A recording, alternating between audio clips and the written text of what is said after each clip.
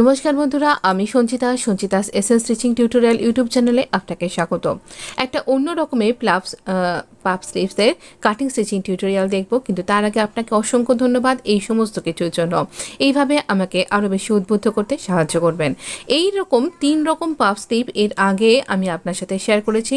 আজকে একটু অন্য রকমের স্লিভের প্যাটার্ন কী করে কাট করতে হয় আমি আগে দেখিয়েছি, তো প্যাটার্নটা সেই নিয়ম অনুযায়ী কাট করে নিয়েছি। এখানে আমরা মেজারমেন্ট করে দেখিয়ে দিচ্ছি এই স্লিভের জন্য কীরকম ফ্যাব্রিক আমাদের দরকার, তাই আমি নিয়েছি। এখানে 5.5 ইঞ্চি মতন এক্সট্রা নেব আমরা পাফের জন্য। এবারে দেখুন এইখানে একদম কিনারার দিক থেকে আমরা রাখছি এই আমাদের প্যাটার্নটাকে, এটাকে পিন দিয়ে রাখছি আটকে। এবার ওপরে আমি একটু এঁকে রেখেছি, দেখিয়ে দিচ্ছি কর্নার থেকে, যেখানে অ্যারো দিয়ে দেখালাম 1.5 ইঞ্চি এটা কর্নার করব, আর এখানে 5 ইঞ্চি মতন এই জায়গাটা এগিয়ে নিয়ে এইখানে 1.5 ইঞ্চি কর্নারটাকে টাচ করে এখানে আমরা একটা গোলাই তৈরি করব। এবার এখান থেকে আমরা যতটা আমাদের বটম টপ চাইছি, এখানে আমাদের 7.25 ইঞ্চ বা 7.5 ইঞ্চিও নিতে পারেন, এই রকম বটম নিচ্ছি আমরা এখানে। সেটা যেখানে আসছে সেখান অনুযায়ী 12 ইঞ্চি এরকম মতন হচ্ছে। তো এর ছাড়াও আমাদের স্লিভটা আরেকটু লেন্থে বাড়বে। তো এই পর্যন্ত দাগ দিয়ে নিলাম। এইভাবে আর নর্মাল স্লিভ যেভাবে কাট করা হয় সেভাবেই কাট করছি। এইভাবে এইখানটাতে আমাদের দাগ দেওয়া ছিল না, এখানটাতেও দাগ দিয়ে দিলাম। এবার দাগ বরাবর কাট করব। মানে আমার আপনাকে এটা দেখানোর একটাই বক্তব্য যে দেখুন, আমরা কুর্তির পাশ থেকে পরে থাকা যে ফ্যাব্রিক দিয়ে স্লিভ তৈরি করে থাকি, তাই দিয়েও আপনি খুব সুন্দর একটা পাফ স্লিভ তৈরি করতে পারবেন। এবং এই পাফটা আপনি যদি অর্গানজা ফ্যাব্রিকে করেন তাহলে বেশ ভালো স্টিফ হয়ে থাকবে। এক্ষেত্রেও এটা কটন ফ্যাব্রিক, স্টিফ কিন্তু ভালোই হয়ে থাকবে। তবুও আয়রন করবার দরকার পড়বে, কিন্তু অর্গানজা হলে বেশ সুন্দরভাবে স্টিফ হয়ে থাকবে। তো এইরকমভাবে আমরা এটা কাট করব, কিন্তু মেন হচ্ছে আমাদের স্লিভটা কিন্তু ভীষণ সুন্দর দেখতে হবে। তো এইভাবে আমরা এখানটাতে কাট করছি। এই স্লিভের আরও একটা ব্যাপার, বটমটা আমরা একটু অন্য রকম করেছি, পাফ করিনি। এখানে আমাদের যেখানটা এক্সট্রা সেখানটায় মার্ক করলাম, করে এখানটাতে আমাদের দেখুন এইভাবে পাফটা হবে। আর এবার আমরা এখানটাতে মিডল যেটা রয়েছে সেখানটাতেও কাট করব, তার মানে এটা আমাদের মিডল, আর ওখান থেকে আমাদের প্লিটটা পড়বে। এবারে এই দুটো পোর্শন, মানে দুটো, এখানে আমার ক্ষেত্রে দুটো উল্টো দিক মুখোমুখি আছে, এইভাবে এটা খুলে নেব, নিয়ে ফ্রন্টের ডেপটা কাট করব।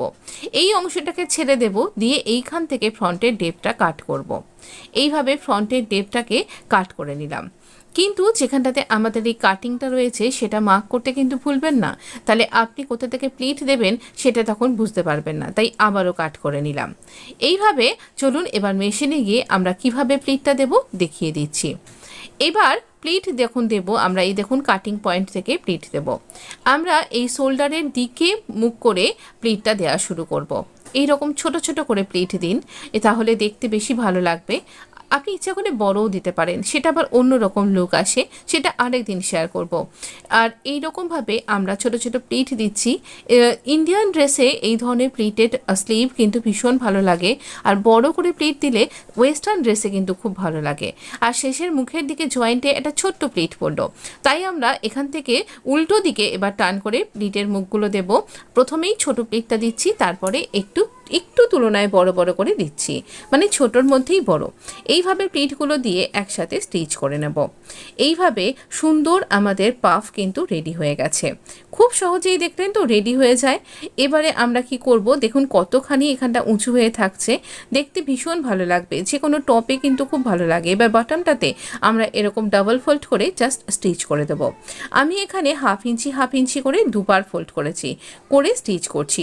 এই কিনারাটাতে আপনি ডাবল করে এরকম করে ফোল্ড করে স্টিচ করবেন, তাহলে কিনারাটা একটু শক্তপোক্ত হবেই। আপনি ইচ্ছা করলে এখানে ক্যানভাস লাগাতে পারেন, কিন্তু তেমন দরকার নেই, এত সরু করে ক্যানভাস লাগানোর দরকার নেই।